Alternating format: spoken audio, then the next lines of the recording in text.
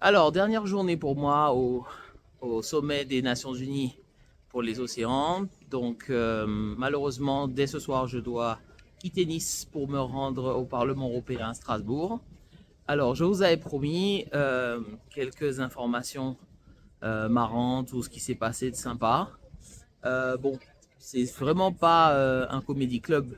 Donc du coup, la seule chose qui vraiment est sortie de l'ordinaire, c'est quand un pigeon est rentré dans la salle de l'Assemblée générale. Mais au-delà de ça, il y a quand même quelque chose à retenir hein, de tout cet événement. Premièrement, c'est que de toutes les interventions que nous avons eues pendant ces 4 jours et même plus, finalement, c'est le monsieur qui servait le café tous les matins, monsieur fort sympathique, qui semblait avoir le plus de sagesse. Hein. Tout cet effort de concentration, de législation, de structuration, de développement et cette logorée permanente pour au final un espace qui représente 4% du monde, l'Europe bien entendu. Quand on compare les conditions dans lesquelles certaines personnes doivent travailler pour survivre, tout simplement, alors que d'autres commandent sur Chine, et ben forcément il y a de vraies questions à se poser. Ces questions vont se poursuivre au Brésil, donc la prochaine rencontre, ce sera évidemment au Brésil. Puis peut-être que nous y serons, ce serait bien. Euh, je trouve que les actualités sont passées un peu vite sur ce sommet et ce qu'il en ressort. Aujourd'hui, nous avons particulièrement insisté, en tout cas tous les panels insistaient considérablement sur les techniques de pêche durable, notamment partager les expériences.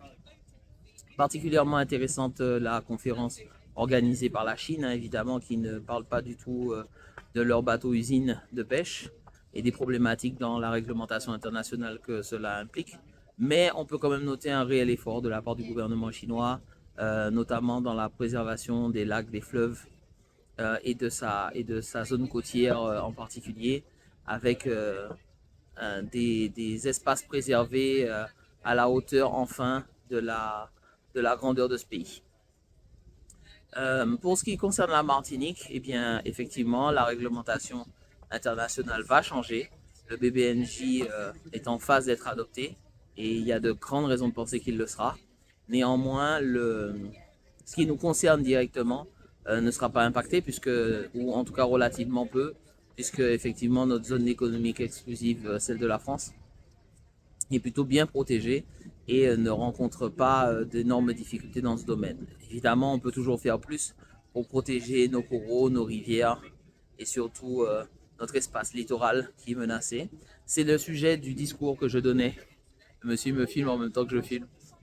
C'est le compte rendu, enfin c'est le résumé du discours que j'ai donné devant l'Assemblée, en prenant comme exemple la petite commune des Trois-Îlets, l'espace où j'ai eu la chance de grandir, pour pouvoir un peu éclairer, je pense, la conscience de tout un chacun, car les défis que rencontre cette plage, ben, ce sont les mêmes que rencontrent tous les rivages du monde.